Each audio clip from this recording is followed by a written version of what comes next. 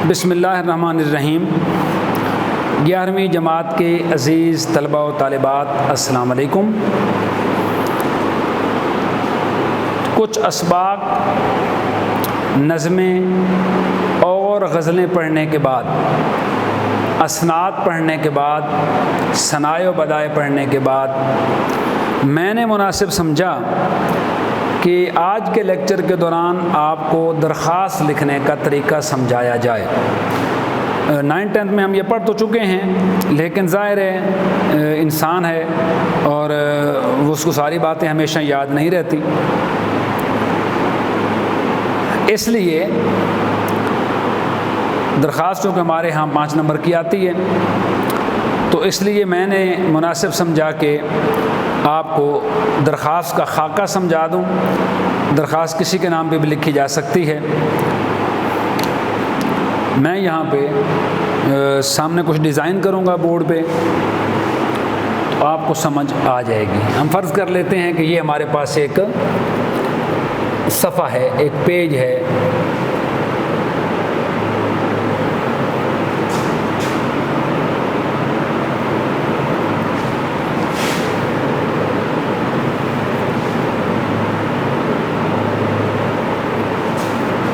हमारे पास पेज पे तो लगी होती हैं लाइनें, यहाँ मुझे लगाने पड़ रही हैं, इसलिए थोड़ा सा टाइम लगेगा। बहरहाल आप लोग परेशान मत होइए।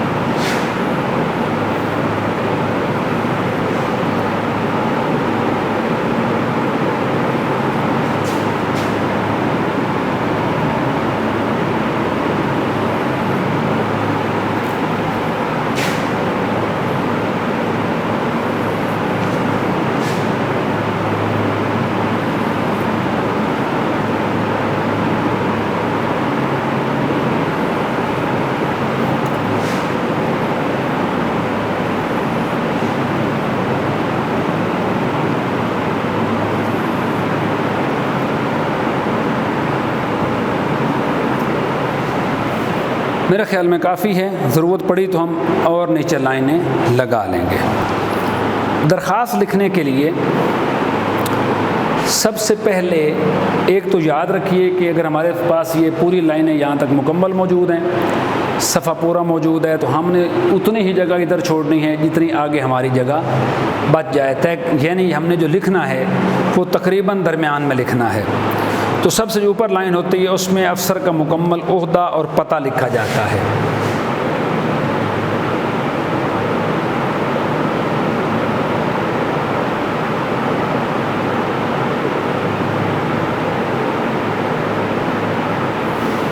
पहली लाइन पे हम अफसर का मुकम्मल ओहदा और पता लिखेंगे। दूसरी लाइन पे लिखेंगे दरख्वास्त का मौजू।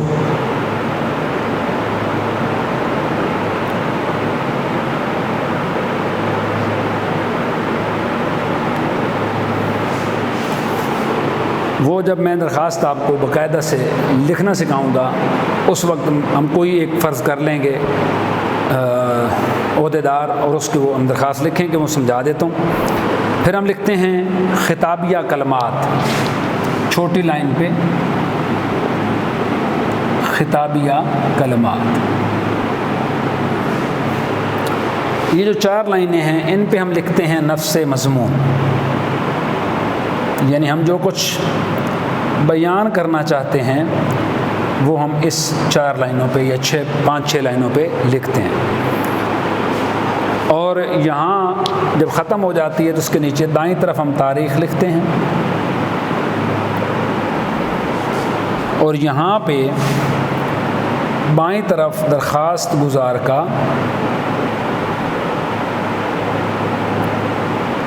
नाम व पता लिखा जाता है। ये स्केच है, ये खाका है किसका? दरख्वास्त का। अब इसमें कुछ टेक्निकल चीज़ें हैं, उन पर इंशाल्लाह भी मैं बात करता हूँ, आपको तफसील से समझाता हूँ। हम चूँकि स्टूडेंट्स हैं, आपने दरख्वास्त लिखनी होती है इम्तिहानी नुक्ते निगाह से। तो दरख्वास्त एक मैं खाका बयान कर देता हूँ कि प्रिंसिपल के नाम हुसूल करैक्टर सर्टिफिकेट की दरख्वास्त लिखिए।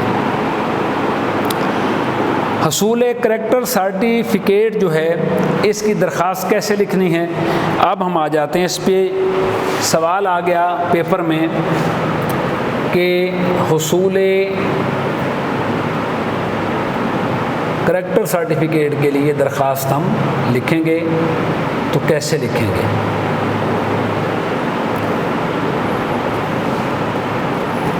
अब हम बात करते हैं इम्तिहानी नुक्ता निगाह से कि पेपर में अगर ये सवाल आ जाए तो फिर हम क्या करेंगे।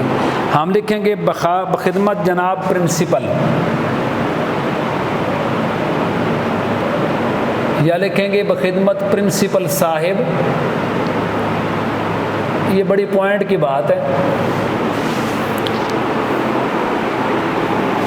अगर आप प्रिंसिपल साहिब लिखेंगे तो फिर जनाब प्रिंसिपल नहीं लिखेंगे, और अगर आप जनाब प्रिंसिपल लिखेंगे तो फिर साहिब नहीं लिखेंगे, यानी जनाब और साहिब एक ही चीज़ है। कॉमा डालेंगे हम दरमियान में और लिखेंगे गवर्नमेंट कॉलेज,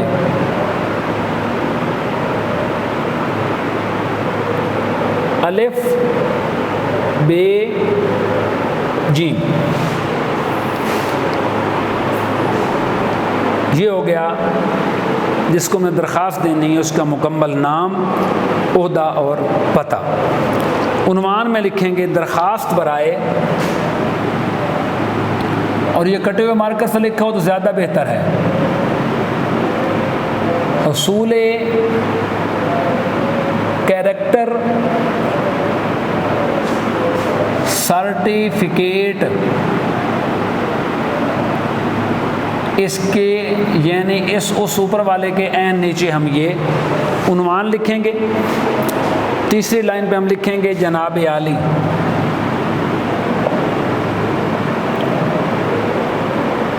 और इसके आगे इसे कहते हैं इलामत फ़िकाहिया।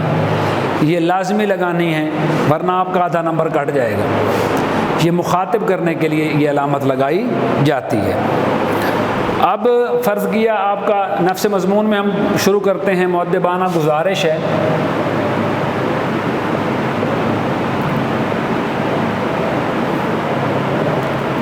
कि फिदवी फ़लाँ फ़लाँ आपके स्कूल में तालिब इल्म है साल दोम का, और आपके ज़ेर तालीम हासिल करता रहा है, इंटरमीडिएट में पढ़ रहा हूँ फ़लाँ फ़लाँ वगैरह वगैरह।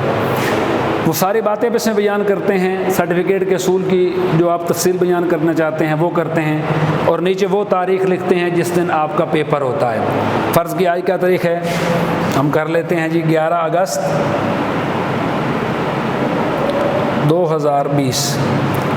आप इन उर्दू के अल्फाज में भी लिख सकते हैं और इसको आप 11 अगस्त 2020 भी लिख सकते हैं। दोनों नहीं लिखने हैं, या ये लिखें या ये लिखें, लेकिन दोनों ठीक हैं। इसके एन सामने हम क्या लिखेंगे, इसके नीचे लिखेंगे हम दरख्वास्त गुजार, नुक्कर पे लिखेंगे आपका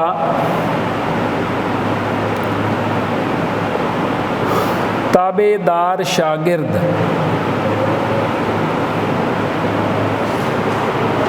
इसमें आप कॉमन लफ्ज़ हैं दाल, हे और वाव। इसके अलावा आप कुछ भी नहीं लिखेंगे, ताकि आप जब आपका पेपर चेक हो तो आपके पेपर में कोई ऐसी चीज़ मुम्तहन को ना मिले जिससे मुम्तहन को ये शक हो कि आपने उसको कह लें कि मुम्तहन को ये महसूस हो कि आपने उसको कोई निशानी लगा के दी है या नाम लिखा है। कोई ऐसी चीज़ आपकी दरख्वास्त में मौजूद नहीं होनी चाहिए जिससे आपकी कोई अलामत या आपकी जो ज़ात है वो ज़ाहिर हो।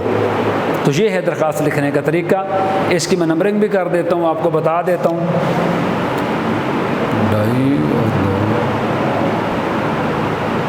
आधा नंबर इसका होता है,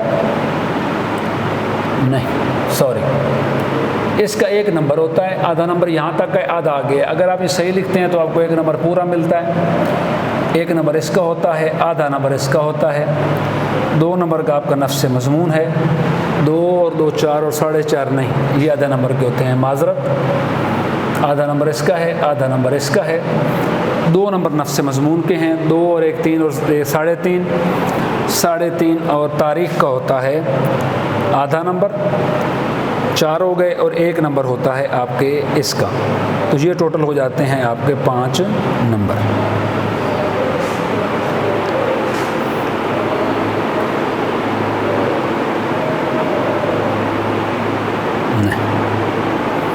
सॉरी, ये 5 नंबर मैंने लिखवा दिए हैं 10th की क्लास के। आपका फर्स्ट ईयर का चूँकि तो ये गलत हो गया, मैं आपको दोबारा से नंबरिंग कर देता हूँ। आपकी दरख्वास्त 8 नंबर की होती है।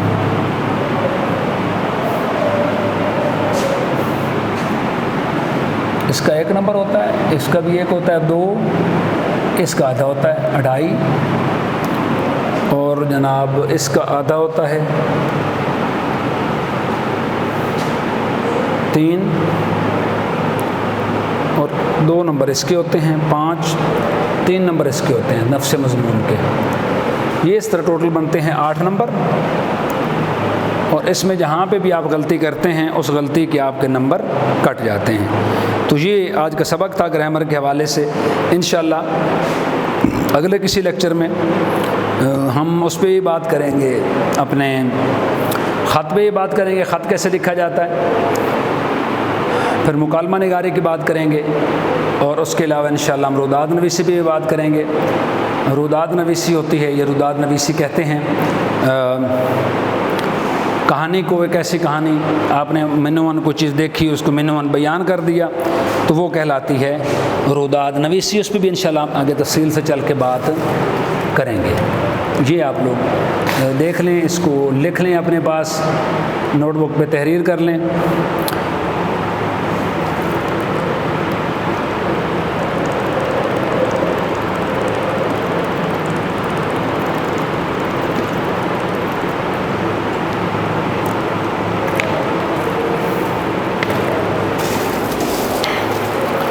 कोई बात समझ ना आई हो, कोई सवाल जहन में पैदा होता हो, इस हवाले से आप सवाल भी कर सकते हैं, आप पूछ भी सकते हैं। तो चूँकि टाइम हमारे पास इस लेक्चर के दौरान ज़रा कम है, वरना मैं यहीं से आपको नेक्स्ट जो है वो 7 खतूत लिखना भी सिखा देता। और एक बात और बता दूं बेटा कि दरख्वास्त जो है वो किसी भी मौजू पे आ सकती है। प्रिंसिपल के नाम हमने जिस तरह बात की कि हसूल करैक्टर सर्टिफिकेट की दरख्वास्त है, प्रिंसिपल के नाम फ़ीस माफ़ी की दरख्वास्त आ सकती है पेपर में, प्रिंसिपल के नाम जुर्माने की माफ़ी की दरख्वास्त आ सकती है, तब्दीली मज़मून के लिए दरख्वास्त आ सकती है पेपर में, दाखिले के लिए दरख्वास्त आ सकती है प्रिंसिपल के नाम, किसी तारीख़ी मकाम पे सैर को आप जाना चाहते हैं, आपके खिलाफ जाना चाहती है, तो उस हवाले से भी दरख्वास्त आप दे सकते हैं प्रिंसिपल को। प्रिंसिपल का नाम कॉलेज के हॉस्टल में दाखिले के लिए दरख्वास्त आ सकती है, कंट्रोलर के नाम सनद जारी करने की दरख्वास्त आ सकती है, अपने इलाके के SHO के नाम मोटरसाइकिल की गुमशुदगी की रिपोर्ट दर्ज करने की दरख्वास्त आ सकती है, अपने इलाके के नाज़िम के नाम अपने महल्ले की सफाई के लिए दरख्वास्त आ सकती है, पोस्ट मास्टर के नाम दरख्वास्त आ सकती है कि डाक की तरसील और तकसीम में बेकायदगी की तरफ आप तवज्जो दिलाएँ, डायरेक्टर महकमा सेहत के नाम दरख्वास्त आ सकती है कि अपने कस्बे में डिस्पेंसरी के क़याम के लिए दरख्वास्त तहरीर करें, सुपरिटेंडेंट पुलिस के नाम दरख्वास्त आ सकती है जिसमें असिस्टेंट सब इंस्पेक्टर के गलत रवैये की आप निशानदही कर सकते हैं, चीफ़ इंजीनियर वापडा के नाम दरख्वास्त आ सकती है कि बिजली की जो तरसील है वो नाकिस है, हसूल मुलाजमत के लिए किसी शख्स की किसी इदारे में आप दरख्वास्त दे सकते हैं हसूल मुलाजमत के लिए। बात करने का मकसद ये है कि बहुत से मौज़ूआत पे आपके पास दरख्वास्तें आ सकती हैं। एक चीज़ का आपने ख्याल रखना है और वो ये है कि दरख्वास्त किसी के नाम भी हो, आपका जो पैटर्न है वो तब्दील नहीं होता। इस बात का आपने ख्याल रखना है, इस पैटर्न को याद रखना है, अपने पास नोट कर लें। कोई बात मुश्किल हो, कोई बात समझ में ना आई हो तो पूछ लें। तो ये बात कंफर्मेशन ये है कि किसी भी सूरत में आपने पैटर्न तब्दील नहीं करना कि आप परेशान हो जाएं कि मैंने दरख्वास्त तो सर ने समझाई थी प्रिंसिपल का नाम, ये तो महकमा डाक के जो है डायरेक्टर का नाम आ गई है, महकमा सेहत के चेयरमैन का नाम आ गई है, नाज़िम का नाम आ गई है, तो परेशान होने की ज़रूरत नहीं है। मौज़ूआत ये बात याद रखिए कि पेपर ये जो दरख्वास्त होती है इसमें जो दरख्वास्तें दी जाती हैं वो सारी मुआशरती होती हैं, यानी वो सारे काम मुआशरे में हो रहे होते हैं। तो बहुत शुक्रिया, इंशाल्लाह मिलते हैं अगले लेक्चर में। कोई बात समझ नहीं आई हो तो आप सवाल कर सकते हैं। अल्लाह ने के बान, थैंक यू।